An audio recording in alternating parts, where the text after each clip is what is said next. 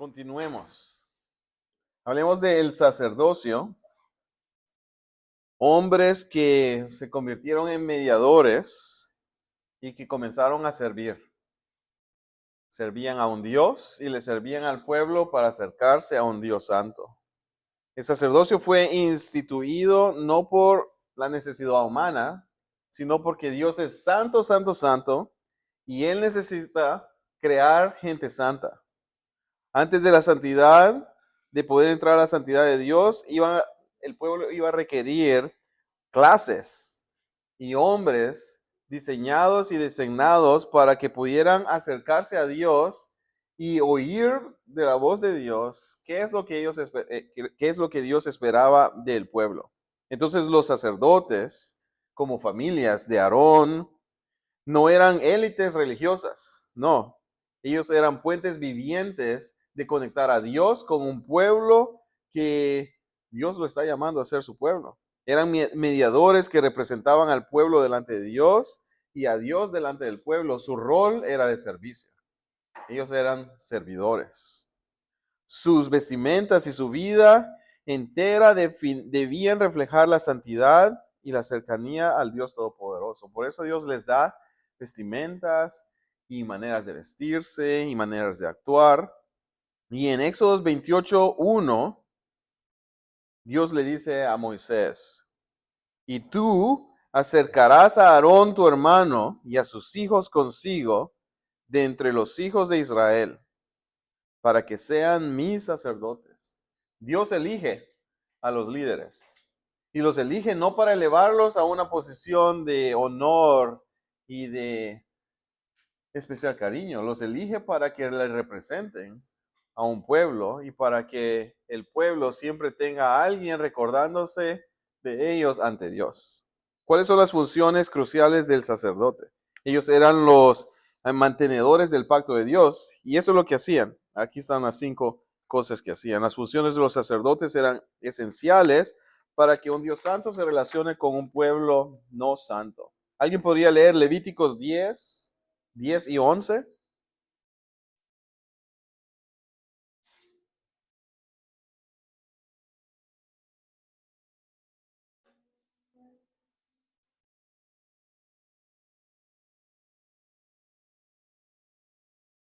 Para poder discernir entre lo santo y lo profano, entre lo inmundo y lo limpio, para enseñar a los hijos de Israel todos los estatutos que Jehová les ha dicho por medio de Moisés.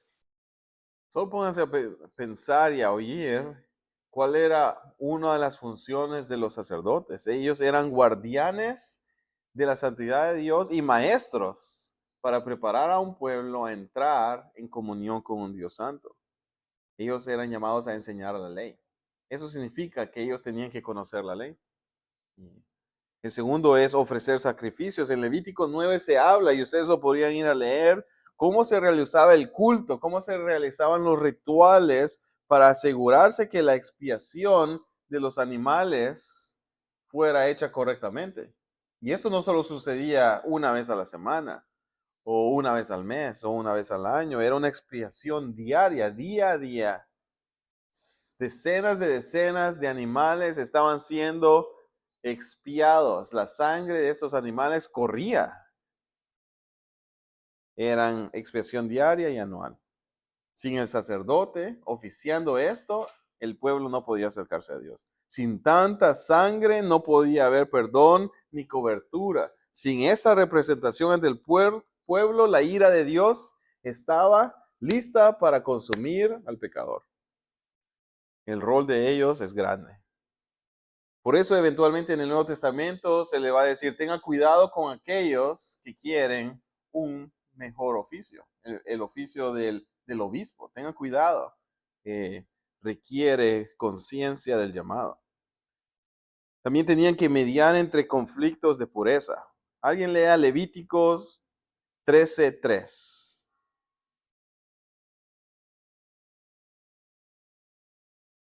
Había escritura para el segundo punto. Sí, Levítico 9, todo el capítulo. Oh, okay. Sí. Levítico 13:3. y el sacerdote mirará la llaga en la piel del cuerpo.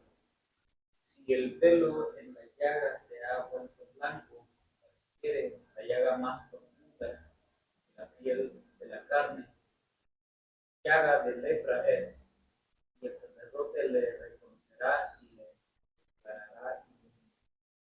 Solo pongan atención a eso.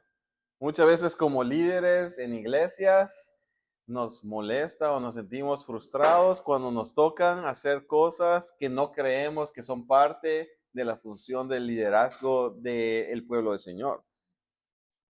Los sacerdotes tenían que determinar la distinción entre lo limpio y lo impuro. No solo estaban examinando vidas espirituales, también tenían que revisar la condición física del campamento. Tenían que darse cuenta que la espiritualidad y la santidad del pueblo no solo fuera la apariencia externa, espiritual, pero también que cuando entraran a la casa de ellos, sus casas dieran testimonio de que internamente, físicamente, verdaderamente, ellos estaban viviendo en santidad. Ese fue un buen capítulo el año pasado. Me estaba sintiendo un poco frustrado. Y leí en la lectura diaria a través de la Biblia, leí Levíticos y fui recordado. Mi llamado de pastor y plantadores como un levita. Soy llamado a preparar el espacio, crear la tienda, pero también entrar a la vida de las personas, a examinar y a lidiar con todo. Uno de los roles de los levitas era revisar el moho de las paredes para ver si había moho en la casa. Revisar la enfermedad física en la piel de las personas. Revisar. Entonces, recibí confort del Señor cuando me recordé, es verdad, Señor. Sí, tú me has llamado a ser un levita. Permíteme ser un buen levita durante la semana para poder ser un buen sacerdote el domingo y predicar tu palabra. Porque la mediación de conflictos de pureza e impureza es un rol que llevaba mucho tiempo. Por eso no solo era un levita, era toda una comunidad de levitas que estaban haciendo eso. Se estaban visitando a toda la comunidad. No era el rol de un sumo sacerdote, era el rol de muchos, de Aarón y sus hijos, todos trabajando juntos para asegurarse de que conocen a un Dios santo y que conocen a un pueblo no santo y ayudarles a encontrarse por medio de los estatutos de la palabra. También eran llamados a conservar el tabernáculo, la tarea de limpieza, la tarea de ordenar, la tarea de limpiar la sangre, mover animales, la tarea de estar transaccionando con las personas, hospitalidad, todas estas tareas de visitas. Pónganse a pensar, esta tarea de conservar la pureza del tabernáculo también era de asegurar que la presencia de Dios no fuera contaminada por el pecado del campamento. Levítico 16 habla de todas estas cosas que ellos tenían que hacer. Tenían que mantener la pureza vital para que la santidad de Dios pudiera continuar viviendo y habitando en medio del pueblo. Son trabajos difíciles y se aplican muchas veces a nuestros ministerios. ¿Qué cosas no he estado haciendo? ¿Qué revisiones no he estado haciendo en las vidas de mi comunidad que no me han permitido ver la condición espiritual en la que se encuentran? Pero una de las más hermosas cosas que los sacerdotes hacían eran bendecir al pueblo. Números 6, 24 al 26. Si alguien lo puede leer. Números 6, 24 al 26. Jehová te bendiga y te guarde, Jehová haga resplandecer su rostro sobre ti, tenga de ti misericordia, Jehová alce sobre ti su rostro y ponga en paz.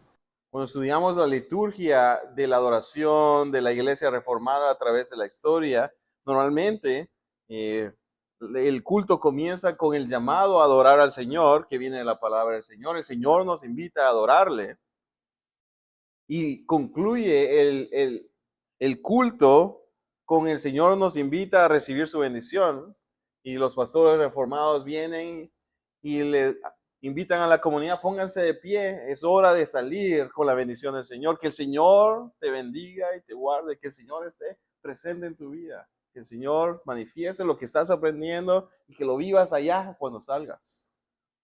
El rol del sacerdote era recibir al pecador, recibir el sacrificio, recordarle a este pecador que ahora su pecado ha sido transferido a este animal que va a perder su vida y que la sangre de ese animal está confiriendo a él perdón.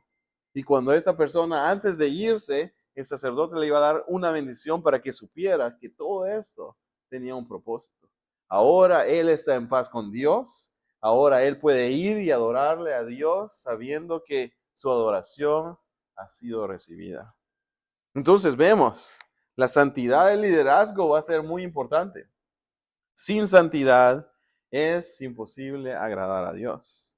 Pero la trágica realidad es que cuando llegamos a Levíticos 10, y los líderes son demostrados faltos.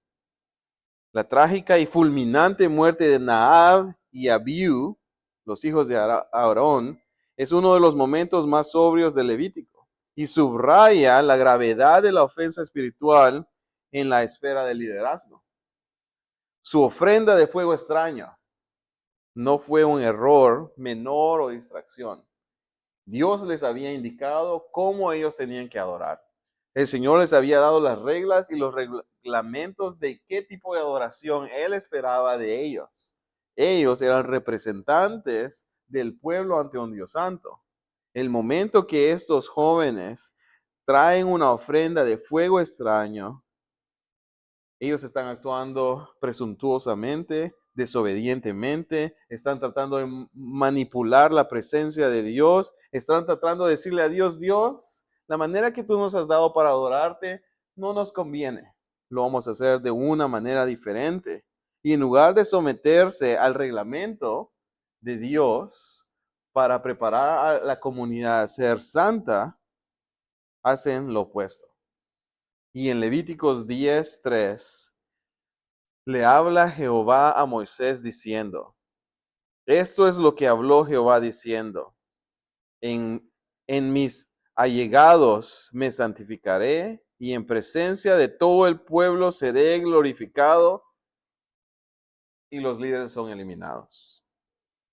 El Señor inmediatamente comienza a establecer una realidad. Esto es lo que le sucedería al pueblo pecador si no ponen atención y se acercan a un Dios santo sin preparar sus corazones. Eso es lo que va a suceder a un liderazgo que se le olvida que nuestra relación es basada en santidad.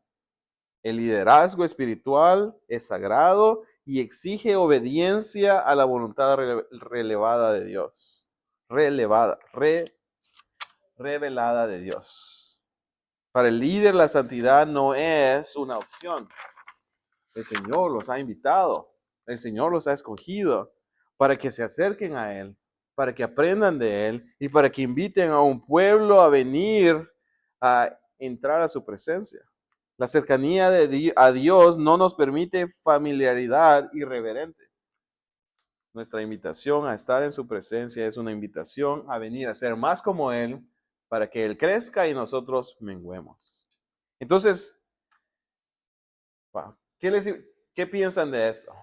¿Qué les hace reflexionar este llamado de los sacerdotes y cómo lo podrían aplicar a sus vidas y cómo debería afectar la manera en la que animamos a la gente que desea servir en la iglesia? ¿Qué piensan? Pues es bastante necesario en las iglesias cuando adoramos a Dios, no solamente en el tipo de música que traemos, pero en la actitud que traemos al venir al Santo Dios. No debemos de tomar a la ligera la adoración colectiva, ¿no? Corporativa, pero también la personal. O sea, veo de que ambas cosas son necesarias.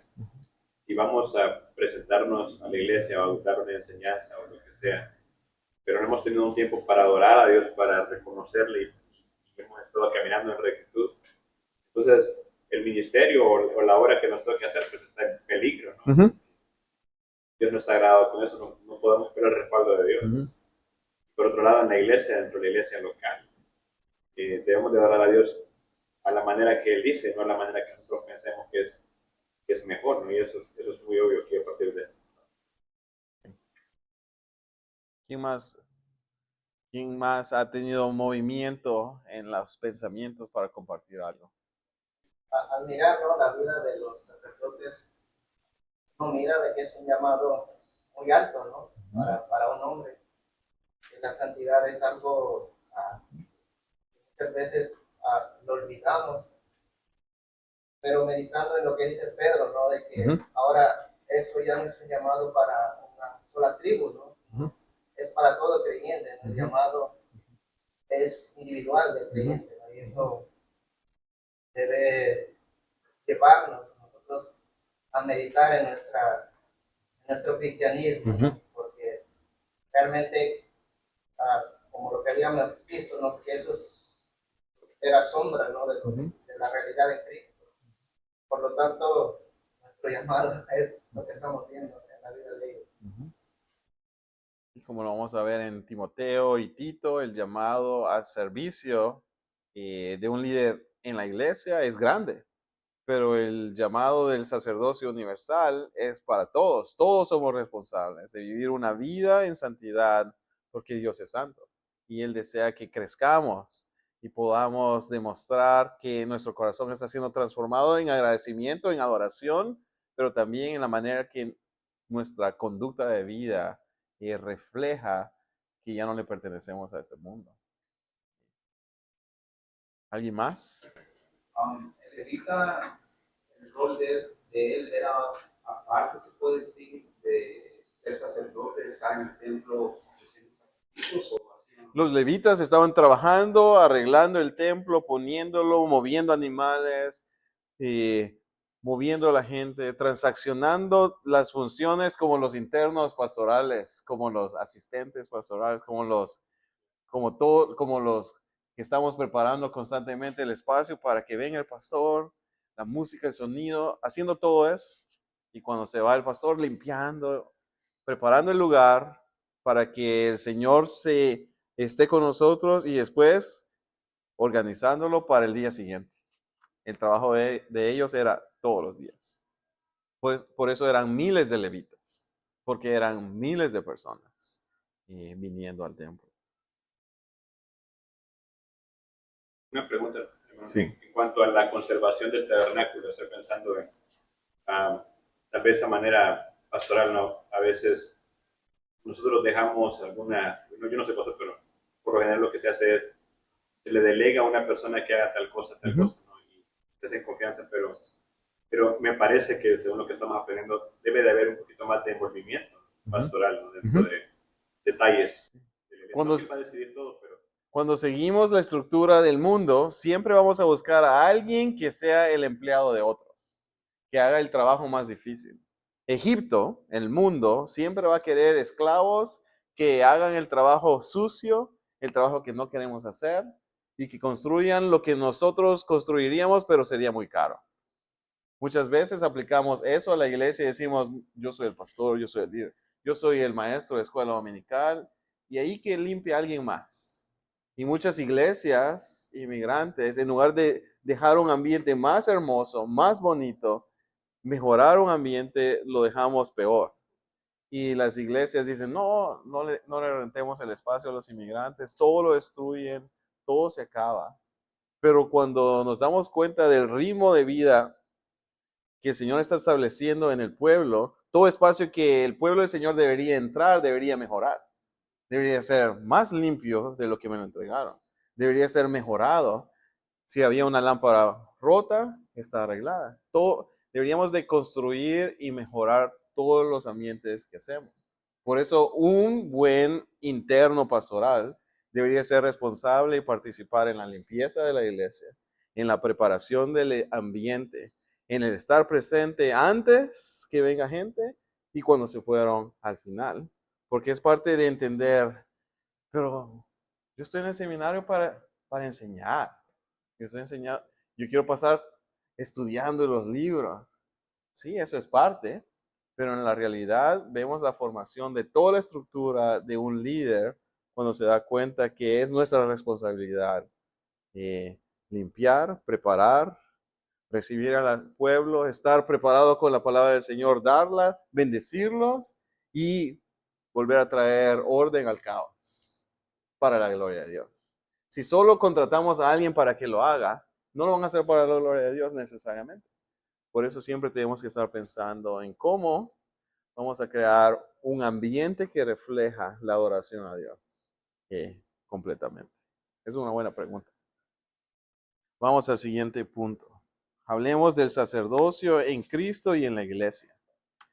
El sacerdocio levítico encuentra esa perfección y finalización en Cristo, el gran sumo sacerdote. Si alguien puede leer aquí Hebreos 4, 14 al 16. Aquí está en la pantalla por cualquier cosa. Sí, sí lo logran ver. Si no, vamos a... ¿Se puede hacer más grande? Quizás. Ahí está.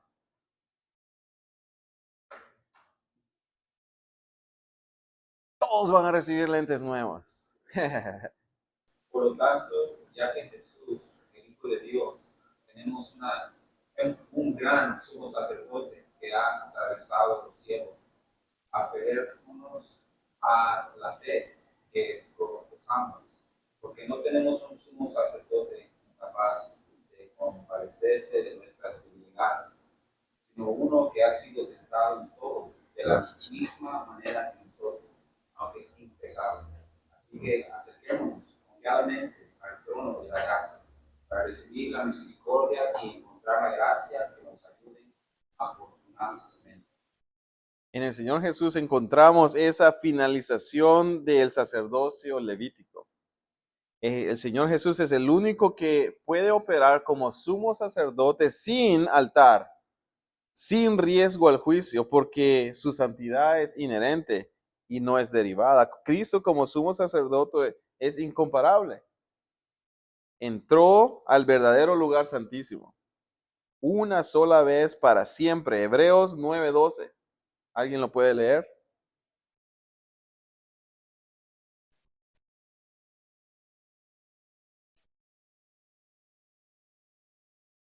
Y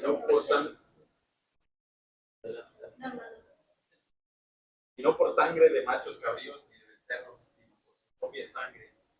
Entró una vez para siempre en el lugar santísimo, habiendo obtenido eterna redención. El sumo sacerdote. Él entra una sola vez y para siempre en el verdadero lugar santísimo.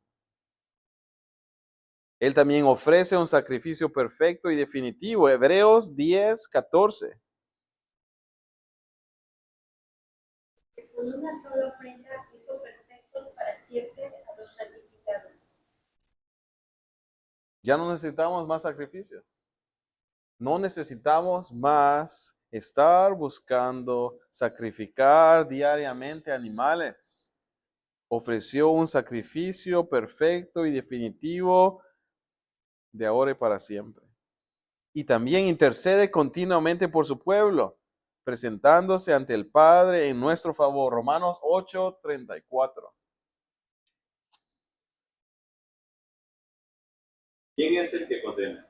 Cristo Jesús es el que murió, y más aún el que resucitó, el que además está a la diestra de Dios, el que también intercede por nosotros.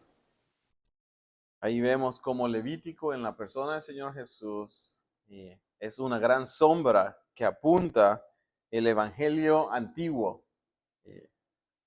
Vemos que el sacerdocio real está presente en la vida del Señor Jesús y que el Señor en el nuevo pacto ahora, a través de la mediación sacrificial ha terminado, pero el concepto del sacerdocio continúa y lo vemos que ahora es extendido, como el hermano decía, a todo creyente. Y por eso en 1 Pedro 2:9 se habla del sacerdocio real. Ahora nosotros somos parte de ese sacerdocio. Ahora somos invitados a ser instrumentos en el cual le avisamos al mundo que vive en pecado, que hay un Dios santo que desea reunirse junto con ellos. Es parte de la misión de Mateo 28, de la misión de ir y compartir el evangelio a toda nación es parte del rol de todo cristiano. Vivimos en comunión con un Dios santo, por medio de nuestro Señor Jesucristo, y ahora somos enviados como sacerdocio real a salir. Entonces, como liderazgo pastoral, como pastores ancianos, como líderes en la iglesia, en este nuevo sistema, somos llamados a servir como guías, como guardianes, pero ya no estamos ofreciendo sangre, pero ahora ofrecemos y administramos su palabra.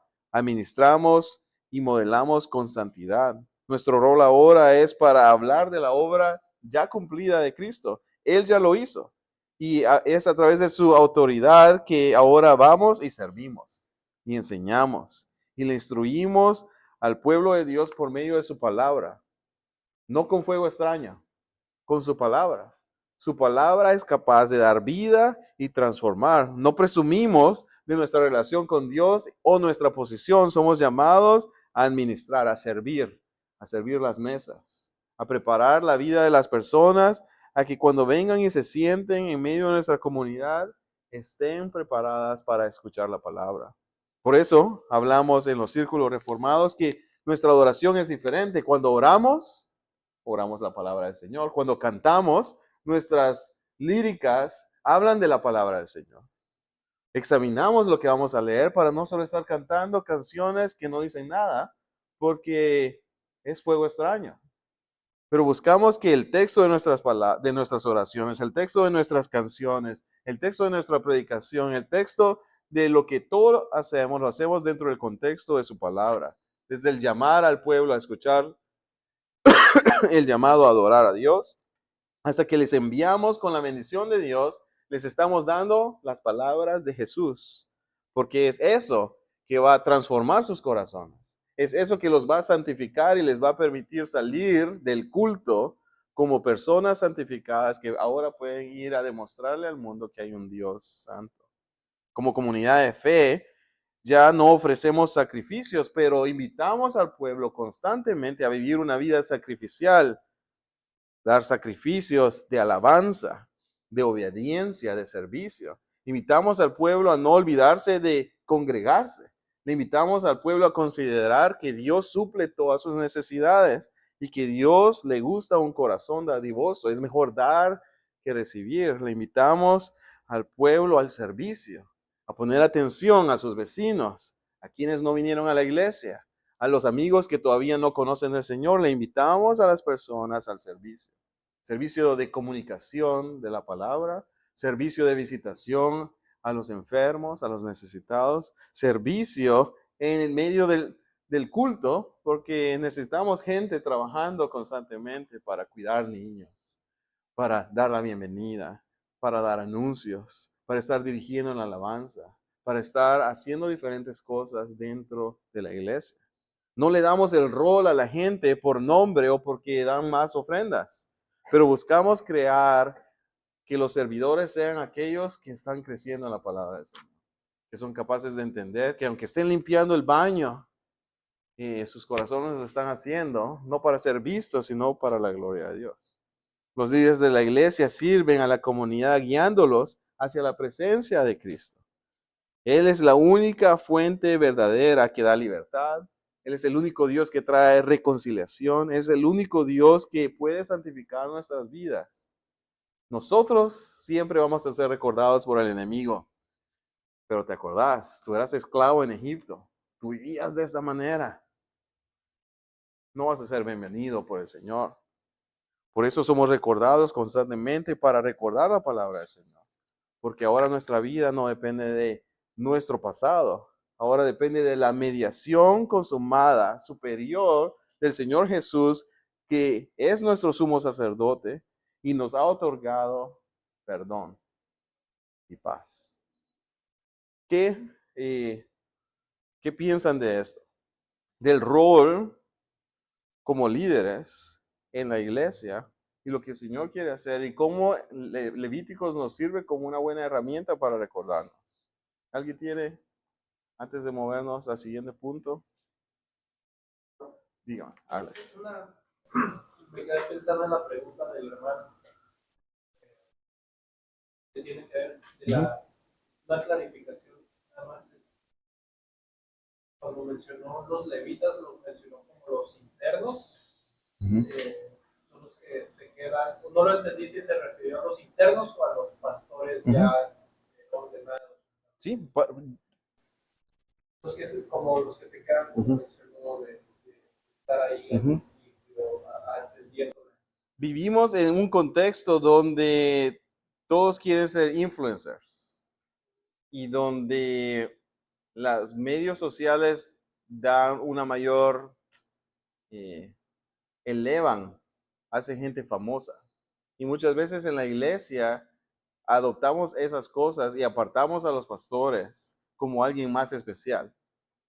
Digamos, estuve predicando en un pequeño pueblo en Bolivia. Y algo que hicieron, porque ellos me querían honrar, porque había visitado su iglesia, querían que me sentara en el frente y comiera solo, y me habían apartado cuando había un evento comunitario. Y digo, ¿cómo vamos a hacer eso? Yo me fui a saludar a todas las personas. Ellos no querían que la gente me incomodara o algo así.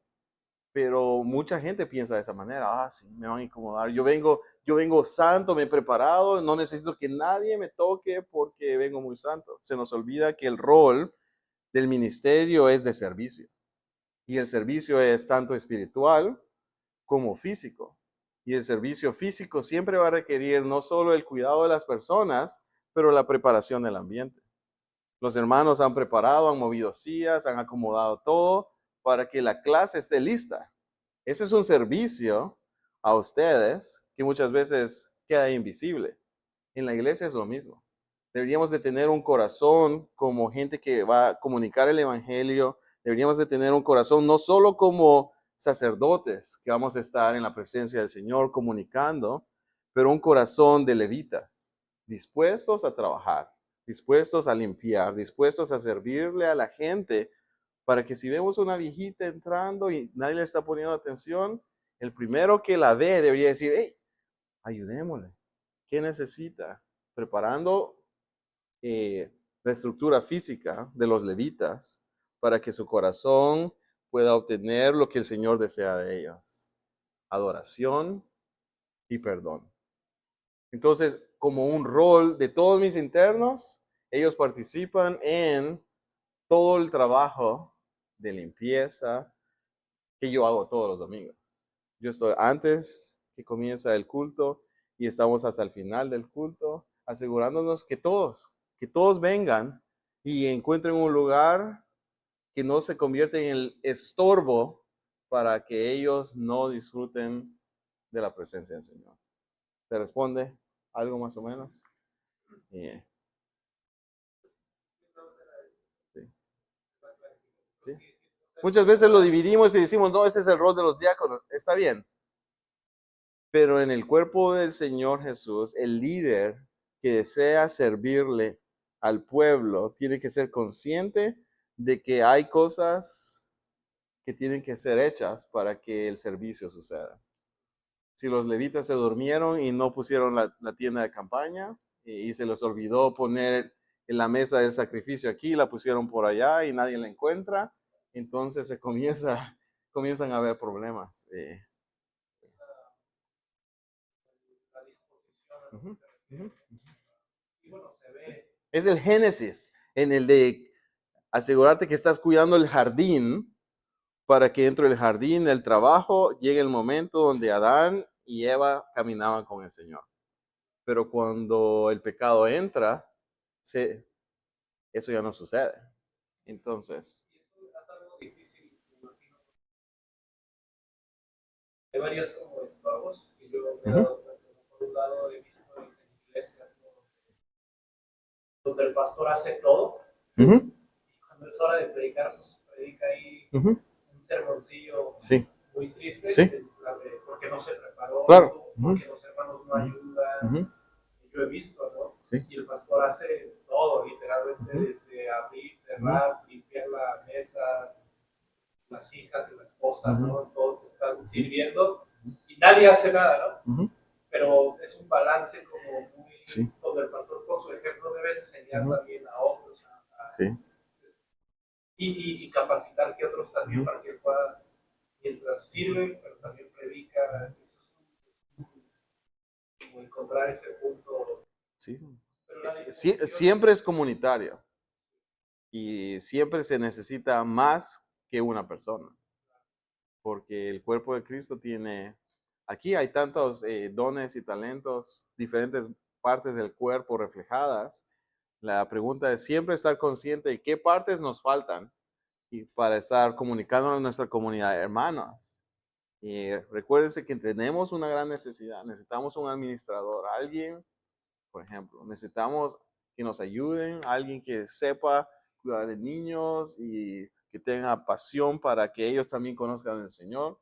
Si no presentamos esos problemas, muchas veces nuestra comunidad no va a saber que podrían considerar, quizás podría hacerlo yo, porque necesitamos entrenar gente que sepan que si hay disposición, se les puede entrenar. Si hay disposición y disponibilidad. Esos son los dos grandes cosas que necesitamos en la iglesia. Mucha gente dice, yo estoy dispuesto, pastor. Ok, ¿puedes venir mañana? No, no puedo. ¿Puedes venir el martes? No, tampoco. Ok, y hay gente que dice, yo puedo venir hoy. Ok, ¿estás dispuesto a limpiar? Ah, no, yo quiero esta posición. Yo quiero ser. Entonces, disposición, disponibilidad para el servicio. Demuestra un corazón levítico. Oh, yo quiero asegurarme que la casa del Señor esté lista. Cuando el pueblo venga, puedan ver al Señor. Es una buena pregunta. Creo que vamos a... ¿Alguien más? Eso también es un error parte del pastor. Si él ya habló con el pueblo y todo el pueblo todavía no responde, yo dijera de que también el pastor debe de examinarse y enseñar a los demás. Porque yo creo que también si el pastor hace todo, él también no tiene la confianza en el Señor de que él está orando en el cuerpo. Y piensa de que solo él lo puede hacer todo. Sí. Por eso en la iglesia reformada se trabaja en equipo. Y no solo un gobernante, sino son equipos pastorales, ancianos, diáconos, gente conectada a otros cuerpos que están velando por la salud, el crecimiento de la vida corporal. Iglesias solas pueden venir a ser saludables, pero cordón de dos dobleces sería más fuerte. Entonces, no les voy a decir que sean presbiterianos, porque vivimos en un mundo tan difícil. Pero vámonos al siguiente punto, pureza del culto. Esa sección de Levítico que vamos a marcar aborda la santidad. Santidad es el tema de todo, pero ahora la santidad se tiene que extender desde el altar hasta la vida cotidiana de la comunidad. Entonces, hemos visto ahorita que el pueblo está viniendo ante los sacerdotes para que su vida personal, espiritual, siempre sea recordada que son perdonados y que ellos pueden ahora adorar al Señor. Pues la pureza cúltica es hacia afuera. Como la santidad ahora tiene que entrar en la vida cotidiana, en la comunidad entera. Y Levíticos comienza a demostrarle que Dios no solo provee un camino para el perdón. Ese no solo es el deseo del Señor. Pero Dios desea proveer el camino para una convivencia continua y segura, aun cuando la gente está trabajando, estudiando, caminando por el camino. El objetivo ha sido claro: sed santos porque yo soy santo. Entonces vamos a darnos cuenta que Dios está interesado que el pueblo gane una nueva conciencia. ¿Qué es lo limpio? ¿Qué es lo inmundo? ¿Qué significa buscar constantemente la restauración? Entre el capítulo 11 y 15, estos capítulos hablan de muchas regulaciones. Se habla de alimentos, se habla de enfermedades de la piel, se habla de flujos corporales, y todo esto podría parecer tan extraño. Y cuando yo estaba más joven y leía Levíticos, parecía súper extraño. ¿Cómo está conectado todo esto? Pero el propósito es fundamental. Es teológico y pastoral. Teológicamente desea recordarle al pueblo que a través de sus hábitos diarios, el pacto de Dios está en una o dos condiciones. Caminando hacia la muerte o caminando hacia la santidad.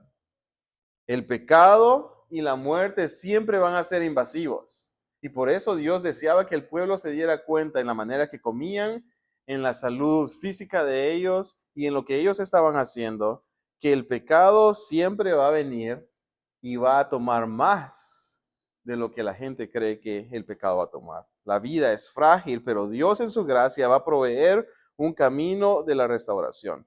Entonces Dios desea que haya dentro de esta comunidad pureza cultural, el sistema de alguien que es limpio y alguien que es inmundo. Es en medio de ese que van a comenzar a vivir este nuevo tipo de funciones. Alguien que es impuro tiene que decirle a su comunidad, soy impuro. ¿Por qué? Porque la comunidad ahora tiene que proteger la realidad que ellos experimentan. En medio de su comunidad está el tabernáculo del Dios Santo y la impureza que contamine ese espacio va a traer consigo el castigo de Dios. Entonces esas regulaciones van a tratar de proteger la presencia divina de Dios en medio de ellos. Número 5:3 dice, así apartaréis de sus impurezas a los hijos de Israel, para que no mueran por sus impurezas cuando contaminen mi tabernáculo que está en medio de ellos. Dios no desea que el pueblo camine en inmundicia dentro de su tabernáculo porque la consecuencia del pecado es la muerte. Entonces Dios va a utilizar esta pureza cúltica para educarlos, educar la conciencia de ellos para que sepan que hay leyes que son diseñadas para crear conciencia en medio del corazón de cada persona en el pueblo. Tu vida es frágil. El pecado va a venir a acecharte y si le abres la puerta al pecado, el pecado va a contaminar tu vida y tu vida contaminada en el silencio tuyo va a traer consigo tu muerte, porque Dios es santo. Entonces el pueblo tiene que venir a ganar una conciencia. ¿Qué significa vivir una vida pura? ¿Y qué significa vivir una vida inmunda? ¿Qué significa vivir en contacto con la muerte, la enfermedad, los fluidos? ¿Qué significa no ponerle atención a la realidad de que el pecado anda buscando entrar a mi vida como el cáncer? Ese era el rol también de los sacerdotes. Ellos tenían que comunicar estas verdades. Ahora el pueblo tiene que tener una identidad distinta. Al obedecer la ley, ellos tienen que crear una nueva identidad, una nueva ética. Sus corazones tienen que estar sensibles a darse cuenta cuando el pecado está creciendo en sus corazones, en sus pensamientos o en medio de su comunidad. Ellos tendrían que aprender a distinguir rápidamente cuáles son las prácticas que están causando que el pecado crezca en sus corazones. Pero a través de la historia del pueblo de Israel, se van a dar cuenta que se les olvida esto. Porque cuando vivían en Egipto practicaban mucho idolatría, y cuando salen y llegan a la tierra prometida, muchas de esas semillitas de enfermedad, de idolatría, nacen. Y cuando sus corazones no están poniendo atención a sus vidas y a su comunidad, lo que sucede es que sus hábitos que no han sido corregidos van a causar estragos en la vida del pueblo. Entonces es importante darnos cuenta que la ley distingue entre lo impuro y pecador. Ser impuro es tocar un cadáver. Significaba que ellos no eran aptos para estar en la presencia de Dios. Ellos tenían que ser excluidos temporalmente de la comunión con Dios. Pero Dios siempre provee el vehículo para la restauración, lavamiento, sacrificios, porque Dios desea que haya comunión. Y aquí nos damos cuenta que cuando el Señor instituye la Santa Cena, en 1 Corintios 13, oímos a Pablo decir, examínese cada uno de ustedes. Esa realidad y disciplina de examinación no termina. Somos llamados a examinarnos. porque el Señor desea que nuestros corazones estén puros y nosotros estemos venciendo el pecado en nuestras vidas para tener una relación saludable con nuestro Dios. Hablemos de Cristo como el nuevo principio de la pureza. El Señor Jesús viene y nos demuestra verdaderamente cómo este principio de Levítico se lleva a cabo. Bajo la ley, el sacerdote tenía que evitar el contacto con lo inmundo. Sus ropajes, si eran tocados por lo inmundo, se convertía el sacerdote en inmundo. Si la impureza tocaba lo puro, el sacerdote quedaba impuro. Pero cuando Jesús entra en la historia de este mundo, se revierte la realidad. El pecado en el tiempo de los sacerdotes y el tiempo de este libro de Levíticos, el pecado reinaba más que la santidad. Entonces, cuando el pecado tocaba algo, lo hacía impuro. Cuando el Señor Jesús, que es perfecto y nunca había pecado, entra, se revierte por primera vez esa realidad. Jesús toca a los leprosos y su santidad no desaparece. La mujer que tenía flujo de sangre, cuando toca a Jesús, no contamina al Señor Jesús. El Señor Jesús, su santidad, se va y desborda sobre la vida de los contaminados. Él se relaciona con cadáveres y los resucita. Él declara limpios a los alimentos que han sido impuros. Lo que el humano no podía hacer y lo que los sacerdotes no podrían hacer, el Señor Jesús viene y lo revierte. El pecado ahora ya no tiene poder de contaminar a los santos. El Señor Jesús, en lugar de contaminarse por la impureza, crucifica y purifica la impureza de nuestros corazones. Él no evita estar alrededor de lo quebrantado y de lo pecaminoso. Él lo sana, Él lo restaura, Él entra en comunión con ellos. Él anuncia una profunda realidad pastoral, el quebranto de la comunidad, el trauma, el estigma, la pecaminosidad de la comunidad. En Él encuentran sanidad. Cristo restaura y hace apto a toda persona para que entren en comunión con un Dios santo. Y es ahí donde el Señor Jesús es al que adoramos y al que tenemos que estar comunicando. ¿Qué piensan de esa distinción?